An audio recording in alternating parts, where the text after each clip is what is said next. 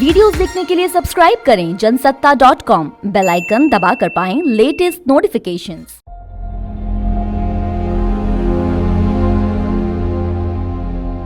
नमस्कार, जनसत्ता में आपका स्वागत है। कोरोना के खिलाफ चल रहे टीकाकरण अभियान में तेजी लाने के लिए दिल्ली सरकार एंटीबॉडी टेस्ट की शुरुआत कर रही है। दरअसल इसमें कुछ चुनिंदा वैक्सीनेशन सेंटर्स पर लाभार्थियों के वैक्सीन लेने के पहले और बाद में एक टेस्ट किया जाएगा। इस टेस्ट के जरिए वैक्सीन के प्रभाव का पता लगाया जाएगा, जिससे लोगों के मन में वैक्सीन को लेकर उठ रहे संकोच को भी दूर किया जाएगा। इस टेस्ट से खून में एंटीबॉडी की उपस्थिति और उसके स्तर का पता लगेगा। साथ ही ये किसी इंसान के एंटीबॉडी सिस्टम को मापने में मदद करेगा।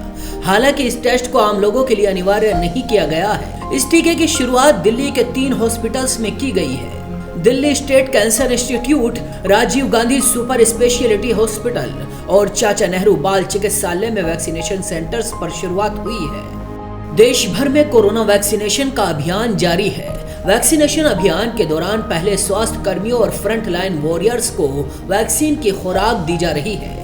कोरोना वैक्सीन को लेकर आम से खास लोगों में कई भ्रम और डर है। इस डर को दूर करने के लिए सरकारें जागरूकता अभियान चला रही हैं, लेकिन इसके बावजूद लोगों में वैक्सीन को लेकर डर बरकरार है। सरकार ने वैक्सीन के लिए एक दिन में जितने लोगों का लक्ष्य रखा था, उतनी वैक्सीन भी नहीं लग पा रही है, क्योंकि लोग वैक्सीन लेने से कतरा रहे हैं। सरकार के मुताबिक देश में टीकाकरण अभियान शुरू होने के बाद से अब तक करीब 16 लाख से ज्यादा लोगों को टीका लगाया जा चुका है। स्वास्थ्य मंत्रालय ने बताया कि 10 लाख का आंकड़ा पार करने में ब्रिटेन को 18 दिन और अमेरिका को 10 दिन का समय लगा था, लेकिन भारत ने कम वक्त में ही ज्यादा टीके लगा दिए हैं। वैक्सीन के लिए जागरूकता अभियान तेज किए जा रहे हैं। ऐसे कई सवाल हैं जो वैक्सीन को लेकर आपके मन में भी हो सकते हैं। चलिए उन्हीं सवालों का जवाब तलाशते हैं। सवाल यह है कि क्या कोरोना वैक्सीन पूरी तरह से सुरक्षित है?